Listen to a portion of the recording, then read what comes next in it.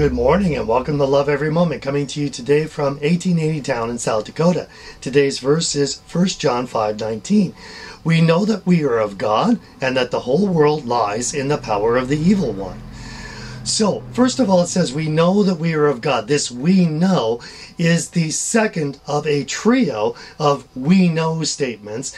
Last week, and I had the verse up there, it said, we know that no one who is born of God sins. Next week, we're going to get, we know that the Son of God has come and has given us understanding so that we may know Him. That's kind of a double whammy there. You got two "we knows." This word "we know" is something of the form of gnosko, which is the most powerful and experiential knowing. We know experientially that this is true.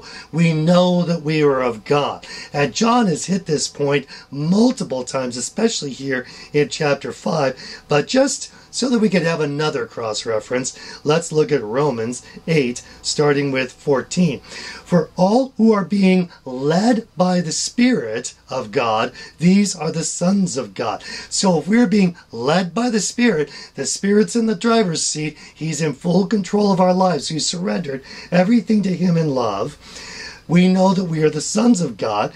And it continues in verse 15, for you have not received a spirit of slavery leading to fear again, but you have received a spirit of adoption as sons, by which we cry out, Abba, Father, which implies that we could come to God the same way a child could go to his father for any reason, any time, just wanting to have that relationship of love. And to cap it off, let's look at verse 16. The Spirit Himself testifies with our spirit, small s, that we are the children of God. So He's inside us and testifying, yes, you are our sons. You are adopted. You belong to me now. So on that note, as we go back to our main verse, here's a funny thing to think about. Christians are possessed. Of course, that sounds kind of ominous when I say it, but we are. We're possessed by the Holy Spirit. All right? Now, that also means that if the Holy Spirit is in us, Satan can't possibly touch us. But let's look at this second half. It says, the whole world lies in the power of the evil one. So you have Christians over here that are in the power of the Holy Spirit, but then everybody else is in the power of the evil one, even if they don't believe that.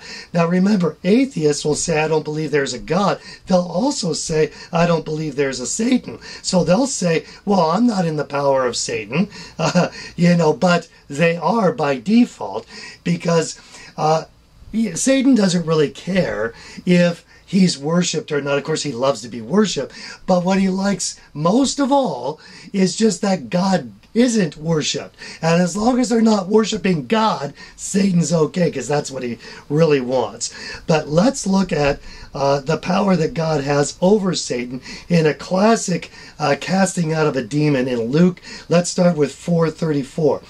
Let us alone, says a demon who's possessing someone. What business do we have with each other, Jesus of Nazareth? Have you come to destroy us? I know who you are, the Holy One of God. But Jesus rebuked him, saying, be quiet and come out of him. That's all it took. Jesus wanted him out, and all he had to do was say the word, which is a command.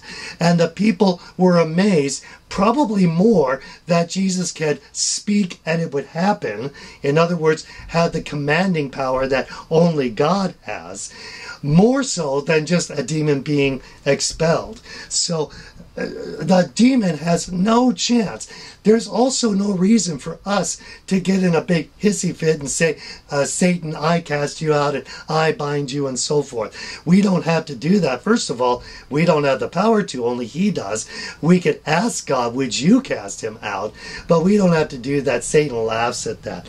But the bottom line is we don't have to worry because we're no longer in the power of the evil one. So let's continue that father-son relationship of love. Because if we love every moment, we're going to love every moment. I'm your average wretch, and I hope you have a great week.